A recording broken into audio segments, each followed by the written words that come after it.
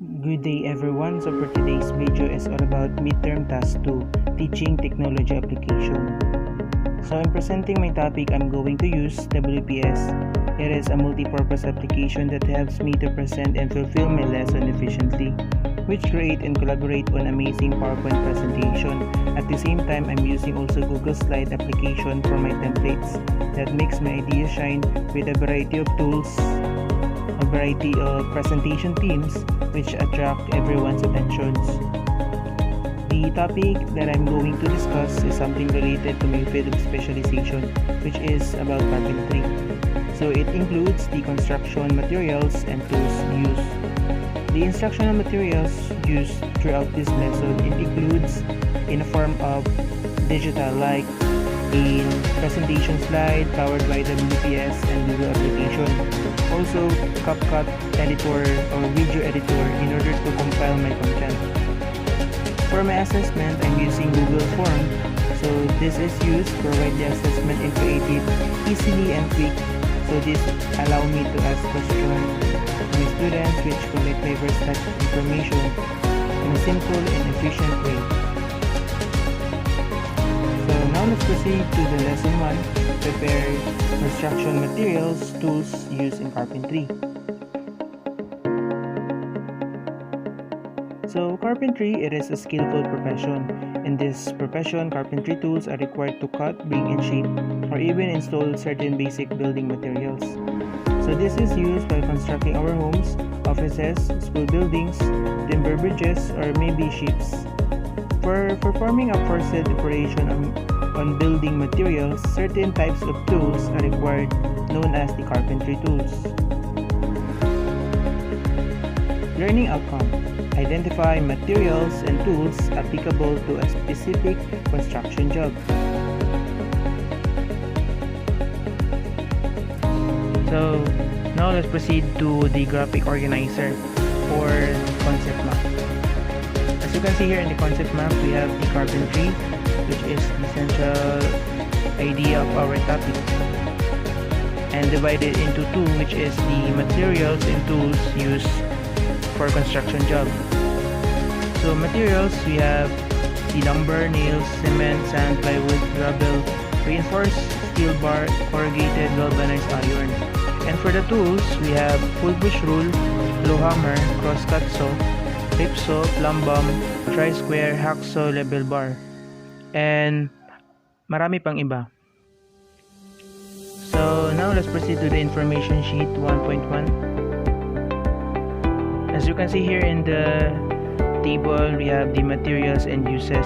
So kanina nabanggit na yung mga other materials like lumber, nails, screw, GI wire, cement, sand, gravel, water reinforced or steel reinforcement, and GI sheet.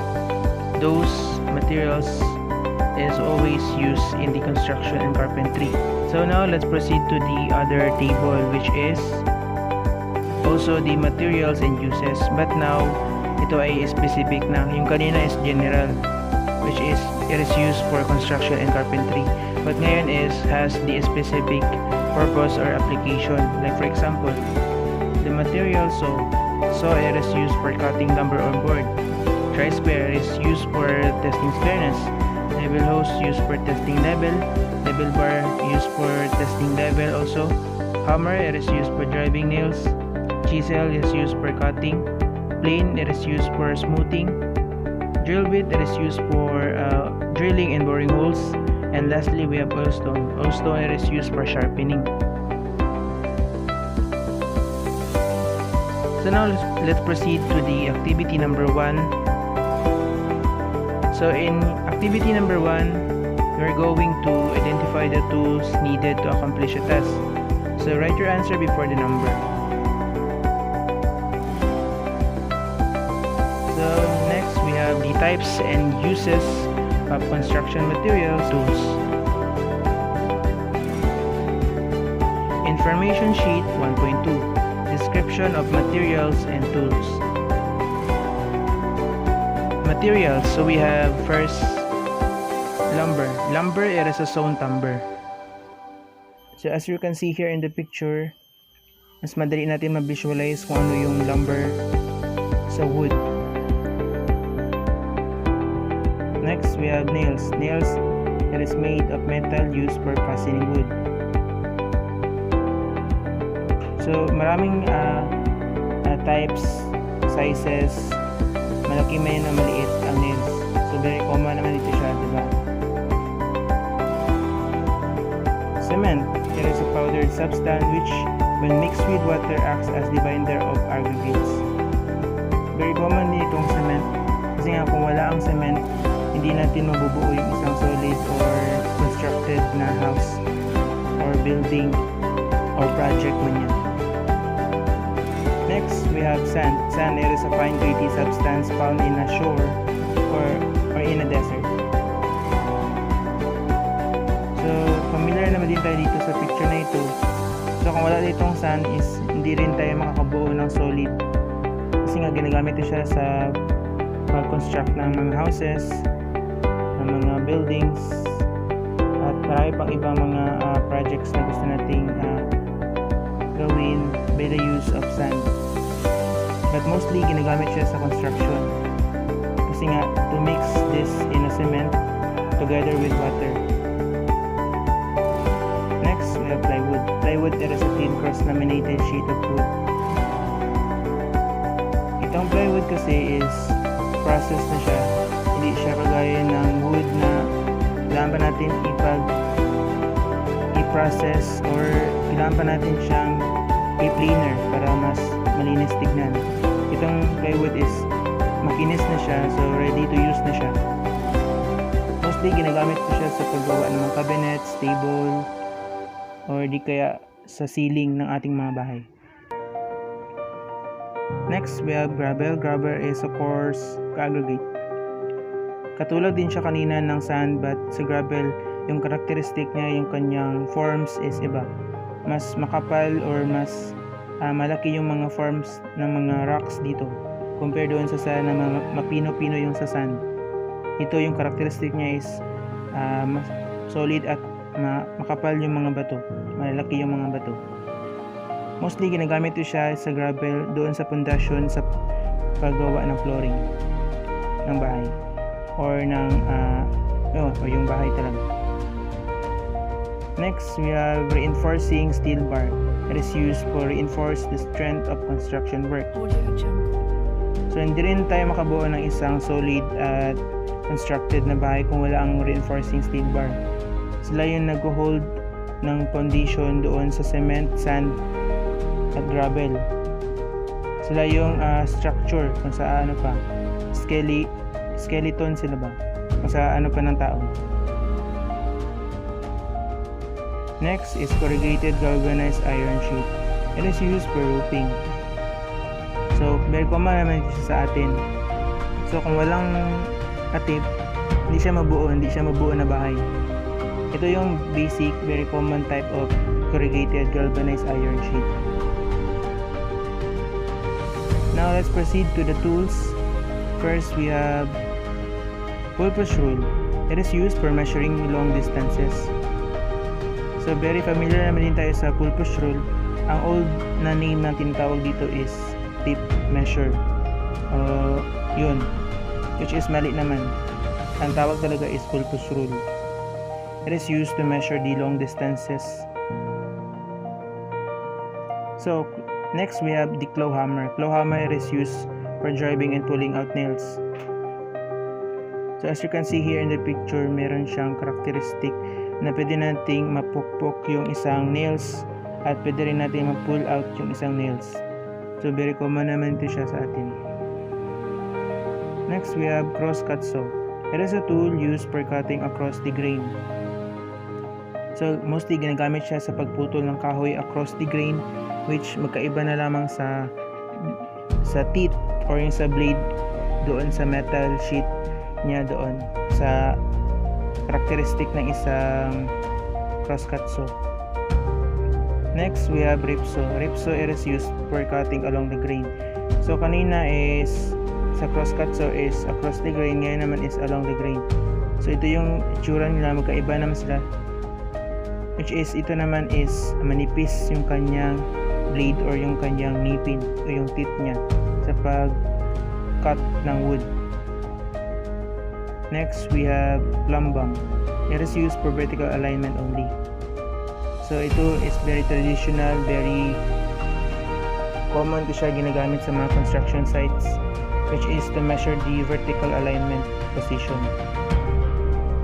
Next, we have tri-square. Tri-square is used for test the squareness of a stock. So ito yung image or yung picture ng tri-square. Ginagamit siya sa pag-measure ng squareness of a piece of object, like paggawa ng cabinet, chairs, tables, at maraming mga projects na gusto nating i-measure yung squareness. Next, we have hacksaw. Hacksaw, it is a fine tooth saw used to cut metals and pipe. So same characteristic, same application sila doon sa crosscut saw at rip saw.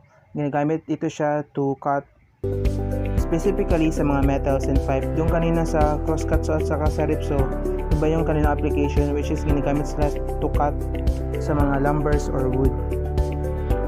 So next, we have level bar. Level bar, it is a tool used for checking a vertical and horizontal position. So kanina is doon sa plumb bump is vertical alignment only yung kanyang mini-measure. Ito naman is level bar. Dalawa yung application na, which is to test or to check the vertical and horizontal position.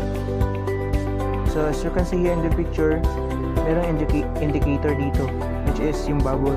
Once na yung bubble is nagsistay doon sa center of line, doon natin makukuha yung perfect angle or yung perfect checking of vertical and horizontal position. Sa pag either ito ina-apply ito siya sa pag-construct or sa paggawa ng bahay at mga buildings. Next, we have twister. Twister, it is used for tighten the wire. So ano naman siya, di ba? Very familiar. Ginagamit siya sa pag-twist ng wire para hindi tayo mahihirapan. Kasi nga kung kamay ang gagamitin natin, mahihirapan tayo i-twist yung wire. Kasi nga made of metal kasi yun siya or aluminum or something na hindi kaya na ating kamay. So kailangan talaga natin ng twister. Next, we have combination pliers. That is used to cut wires. Mostly, ang combination pliers is ginagamit siya to cut the wires in electrical installation sa pagputol ng mga wires. Kasi nga kung pagputol tayo gamit ng gunting, mahirapan, baka masira yung wire o di kaya makakuryente tayo.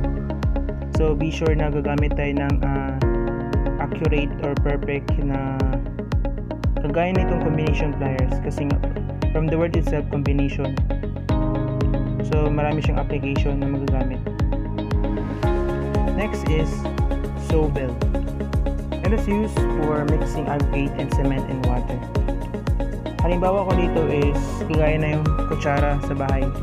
Kung kakain tayo sa isang plato, kailangan natin ng kutsara to mix or makuha natin yung kanin at saka yung ulam. So dito naman is ang purpose niya, yung application niya is to mix the sand, gravel, and water. Para mahalo, hindi kailangan gagamit tayo ng other materials na which is hindi naman applicable. So gagamit talaga tayo ng shovel to have the perfect mix of sand, gravel, and water and cement. Material used in construction and carpentry. First, we have sand. Sand is a fine gritty substance found in a shore or desert. Plywood, thin cross-laminated sheet of wood.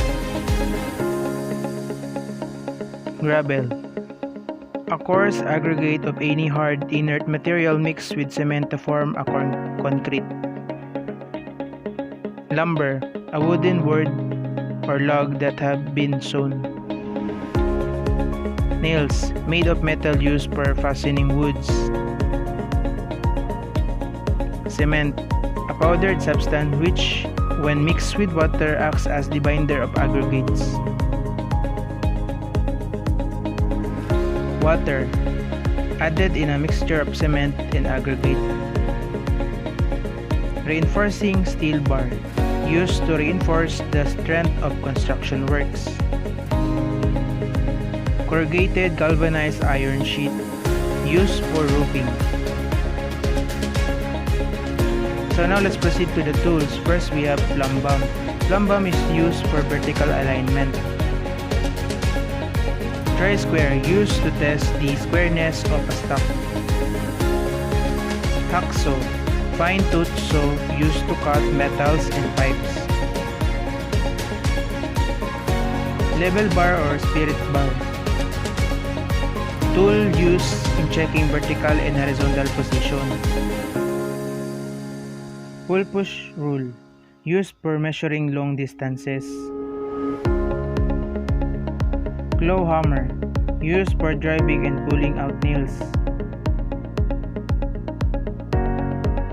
Shovel, used for mixing aggregate cement and water.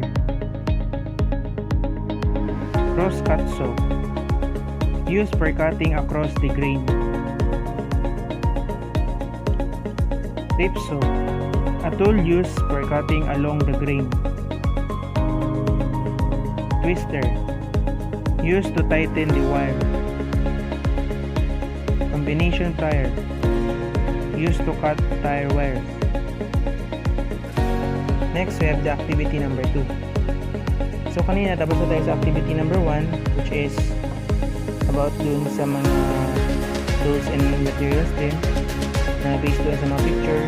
So now let's proceed class dun sa activity number 2 na kung saan dito ang title niya is about building. Sa activity na ito, so mayroong direction. First, babasahin mo ng direction. Father Carl is going to construct a simple cabinet. He wants to list down the tools and materials needed for his work or his project. So now let's help him to complete this list in making his project. So just follow the format in your screen. So dito sa activity number 2, ang kailangan na natin class is ma-divide natin yung tools and materials na i-discuss ko kanina. Dito is 10 tools at 10 materials. So dapat class is ma-identify natin yung tools sa materials kasi magkaiba yun sila from the word itself, tools and materials. So yun.